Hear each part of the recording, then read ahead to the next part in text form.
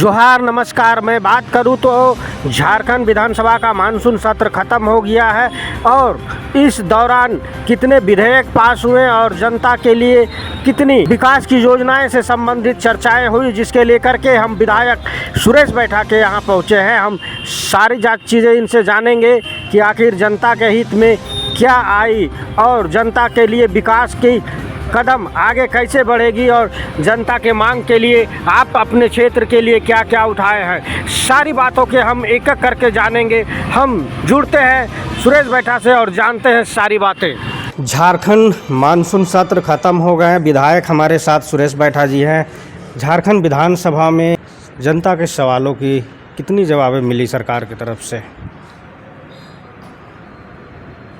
विधेयक पारित किया गया, जैसे विश्वविद्यालय विधेयक पारित किया गया, जिसके तहत स्कूल में जो बच्चे पढ़ते हैं उसके लिए छात्र जो है कोचिंग सेंटर का में शुल्क आधारित उस कोचिंग सेंटर खोलने के लिए कहा गया, जिसे कि बहुत रिकॉर्ड में नहीं रहता था सरकार का। जो कोचिंग सेंटर खोलते थे लोग मनमानी फीस ले लेते थे और बीच में पूरा पैसा लेने के बाद में 2 महीने 3 महीने चलाया, उसके बाद छोड़ छाड़ के चला गया, तो बच्चा का भविष्य के साथ खिलवाड़ होता था। इसलिए वो एक्ट बना गया और उसके साथ में उद्योग से संबंधित, श्रम से संबंधित, लघु उद्योग से सूक्ष्म उद्योग, तमाम तरह का ये कानून अभी जो है विधानसभा सत्र के दौरान विधेयक बनाई गई है। विशेष यही काम हुआ और जो भी लोग अपना इश्यूज उठाएं वो अपना इश्यूज उठाए हैं, लेकिन अपने क्षेत्र के बारे में ही विधायक लोग अपनी बात कह रहे थे और जिसका जवाब मंत्री जी दे रहे थे। और जिसे विस्थापन आयोग के बारे में बात हुई है, तो निश्चित रूप से आज पूरा प्रदेश विस्थापन का दंश झेल रहा है, तो हम लोगों ने कहा कि भाई इसको बनाइए। साथ ही साथ SC आयोग का हमने कहा, फिर परामर्शदात्री समिति जो है बन तो गया है लेकिन फंक्शन नहीं है, काम नहीं है। वहाँ आदमी डिप्यूट करिएगा तभी तो कोई भी आयोग बनाइएगा तो काम करेगा, तो आयोग में आदमी को बैठाने की ज़रूरत है। यही सब चर्चा हुई है और सबसे बड़ी बात हुई कि हम लोग के दिसम गुरु शिबू सोरेन जी को भारत रत्न देने की मांग सदन से किया गया, जिसमें पक्ष विपक्ष ने सहर्ष स्वीकार किया और सबों ने मेज थपथपाकर समर्थन दिया। इस भारत सरकार को हम लोग यहाँ से प्रस्ताव पारित करके विधानसभा से भेजेंगे, ताकि आज तक कोई ट्राइबल को इतना बड़ा सम्मान नहीं मिला, वो मिले। कोई वैसा सवाल हुआ विपक्ष के तरफ से जो सरकार घेरा गई हो या जवाब नहीं दे पाई हो? कोई ऐसी बात नहीं थे। वो लोग तो सूर्या हंसदा का तुलना कर रहे थे शिबू सोरेन से, तो ऐसा तो नहीं होना चाहिए कि वो किस कारण से उसकी इनकाउंटर हुई, वो जांच का विषय है। लेकिन एक महान योद्धा जो इस देश को एक नई दिशा देने का काम किया, इस राज्य को नई दिशा देने का काम किया, उनके साथ तुलना वो लोग कर रहे थे, तो ये शोभा नहीं दे रहा था।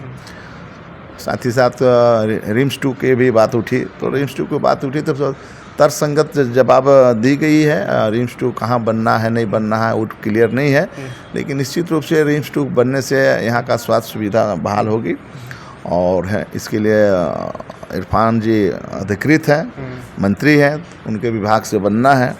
माननीय हेमंत सोरेन जी हैं, इसके लिए मुख्यमंत्री हैं और इस राज्य को अच्छा करना चाहते हैं। स्वास्थ्य के क्षेत्र में, चिकित्सा के क्षेत्र में, चाहे आपका शिक्षा के क्षेत्र में, हर लाइन में हेमंत जी का पॉजिटिव सोच है।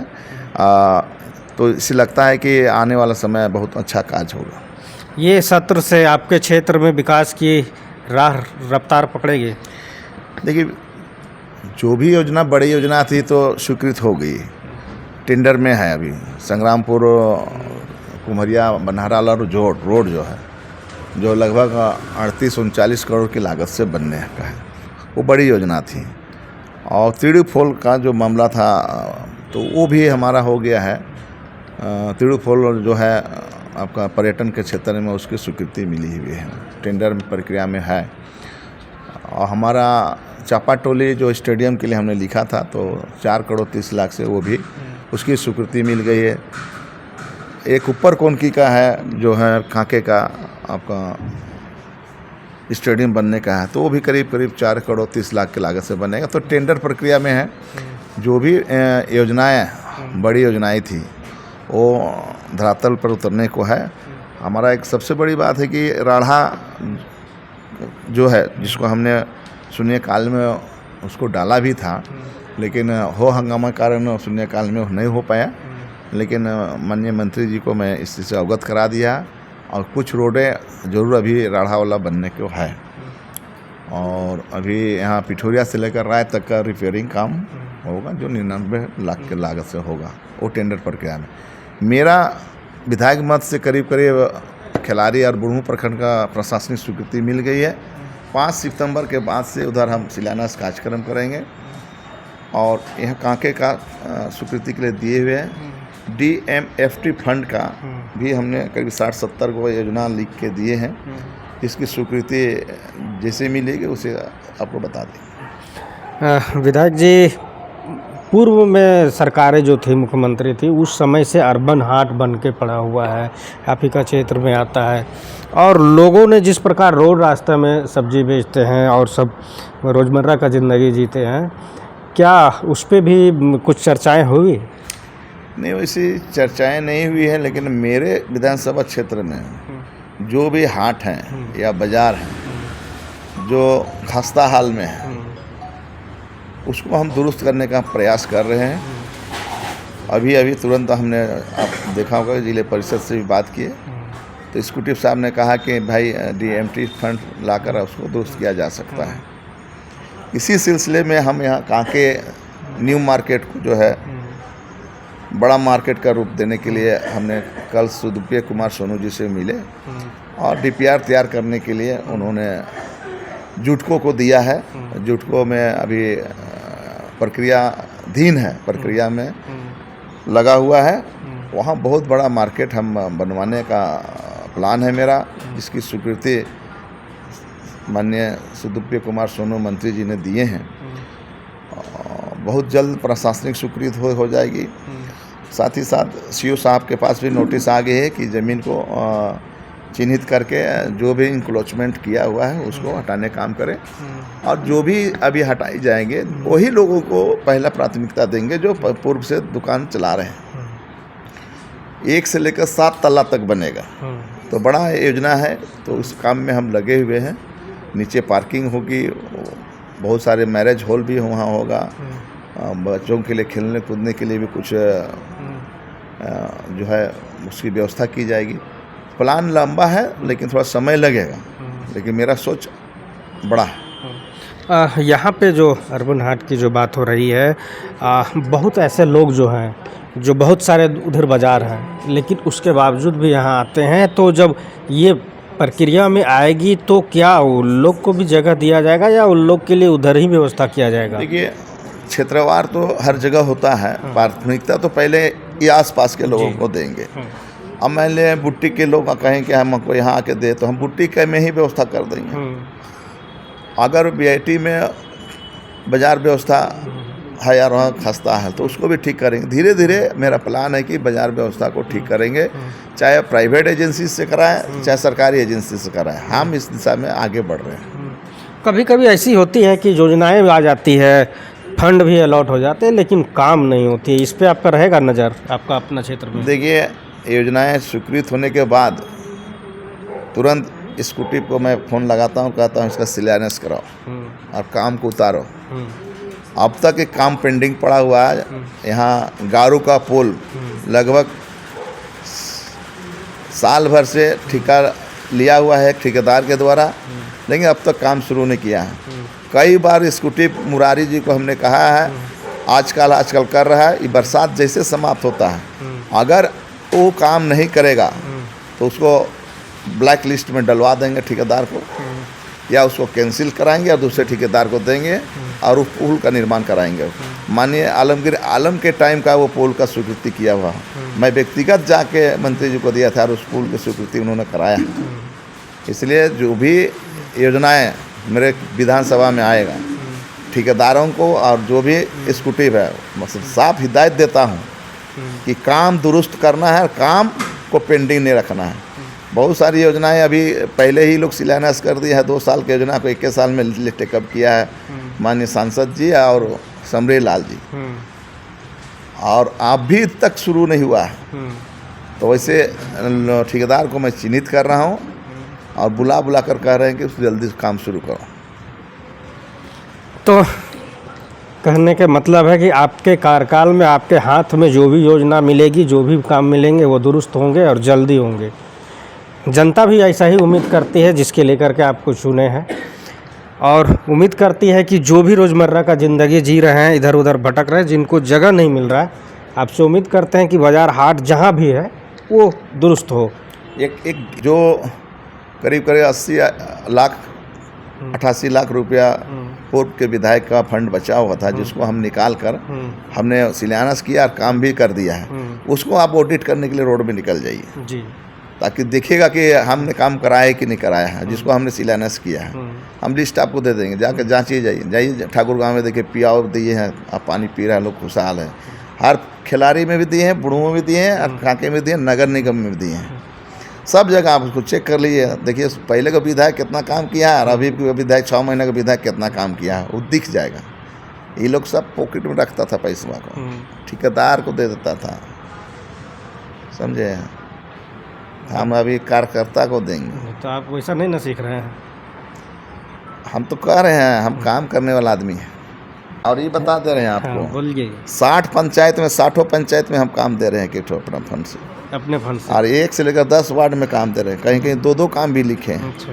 5 करोड़ में आपको बता दे रहे हैं 4 करोड़ 5-6 लाख रुपया हम लिख चुके हैं, और विधायक अभी तक कलम नहीं चलाया है, और हम कलम चला के काम को ख़त्म करने जा रहे हैं। अच्छा। लेकिन कुछ लोग तो कह रहे हैं कि विधायक जी जो है वो यहाँ का ग्रामीणों का ज़मीन लुटाने का फिराक में है, जो है समर्थन नहीं करते हैं ग्रामीणों का। देखिए हम भैया साहब जानते हैं, दूध का दूध पानी का पानी। अगर ज़मीन में डिस्प्यूट है और ज़मीन क्लियर है तो हम क्लियर तरफ जाएंगे कि अनक्लियर तरफ जाएंगे? जाना तो चाहिए क्लियर तरफ। तो हम सीधा सीधे क्लियर ज़मीन है, सरकार चाह रही है हॉस्पिटल बनाना, सरकार के अंडर में वो ज़मीन है, सरकार का खाता खतियन में अभी उसका चल रहा है, पेपर वर्क सरकार के पास है, बिरसा एग्रीकल्चर के नाम पर अर्जित है, तो हम कैसे कहें कि हम फलाना का ज़मीन है इसमें नहीं बनना चाहिए? विकास के काम में हम पीछे हटने वाला नहीं है। हम पूर्व में विधायक नहीं भी थे तो भी हम सहयोग करते थे सरकार को, कहीं भी विरोधाभास नहीं रहा। मेरा रिकॉर्ड देख लीजिएगा। यही रघुवर दास जी वहाँ नामकुम में, उसमें हम नामकुम पॉलिटिक्स में थे, 10 साल सोमनाथ जी के साथ में थे, वहाँ जो है आवास बना रहा था माननीय रघुवर दास जी।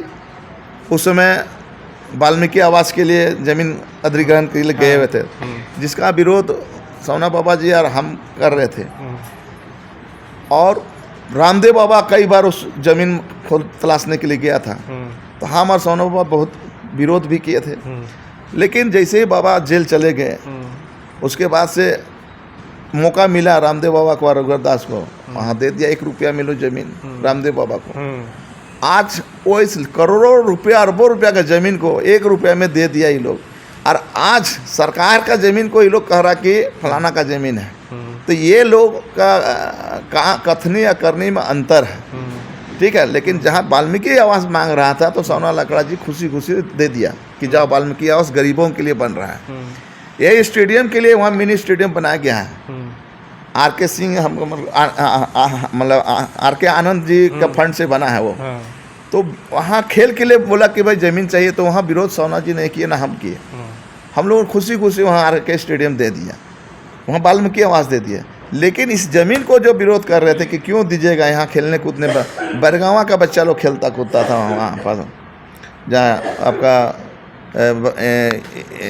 स्कूल जो है वहाँ बरगावा में, वो बच्चे लोग जो है वहाँ खेलने कूदने काम करते थे, जिसको ये लोग ज़मीन दे दिया फ्री में 1 रुपया में। ऐसा ये कुकृत कार्य किया है। इसलिए भाजपा के लोगों का कहना और करना में, कथनी और करने में अंतर है। देखा गया और हम भी सुने और देखे भी, पूर्व में जो लोग लड़ाई लड़े थे 12 में, उनका साफ कहना है कि उन लोगों का तो रसीद कट ही रहा था। तो अर्जुन मुंडा जो है, अर्जुन मुंडा घुमा फिरा कर कभी रिंग रोड के नाम से, कभी लॉ कॉलेज के नाम से, अभी क्या क्या करके सारे लोगों का बंद करवा दिए रसीद कटना। क्या ये सच्चाई है? सच है 200%। 2012 तक रसीद कट रहा था, तो हम खुद आंदोलन में थे भाई। अनिल मतो टाइगर जिंदा था बेचारा, दयामणि भी जीत थी, बहुत सारे लोग थे उसमें, और उसी रसीद के आधार पर हम लोग वहाँ लड़ाई लड़ रहे थे किसानों का। लेकिन जैसे ही पता चला कि यहाँ किसान आंदोलित है, तो आनंद फानन में तुरंत थी अर्जुन मुंडा जी ने उस जमीन को बिरसा एग्रीकल्चर के नाम पर एक्वायर तो था, लेकिन रसीद कटता था, बंद करवा दिया। रसीद कटता था रैयत के नाम पर, एक्वायर मात्र था कि उसके नाम पे है, लेकिन कब्जा तो किसानों के नाम पे था। तो कब्जा को कब्जवारी से हटाने के लिए रसीद का ऑनलाइन करवा दिया अर्जुन मुंडा जी ने। तो काम तो यही लोग गड़बड़ाए। आज हमारा रसीद कटता तो हम दावेदारी कोर्ट में करते ना। आज मेरा नाम से रसीद नहीं काटता, हम कोर्ट में कैसे दावेदारी करेंगे? वहाँ तो फिर केस में हार जाएंगे। तो ये हालात पैदा हुआ। नहीं, केस में तो ऑलरेडी उन लोग हार चुका है बोले कि 9 में लॉ एंड ऑर्डर वहाँ गए थे, तो उन्होंने साफ बोला था कि 9 में इन लोग हाई कोर्ट गया, हार गया, 12 में सुप्रीम कोर्ट गया, हार गया, 18 में गया, फिर से ग्राम सभा के माध्यम से हार गया। इन्हीं चीज़ों को देखते हुए हमने कहा भाई विरोध वैसा चीज़ें करो जो दुनिया कहे कि भाई लड़ाई अगर लड़ा तो सही स्टैंड लिया।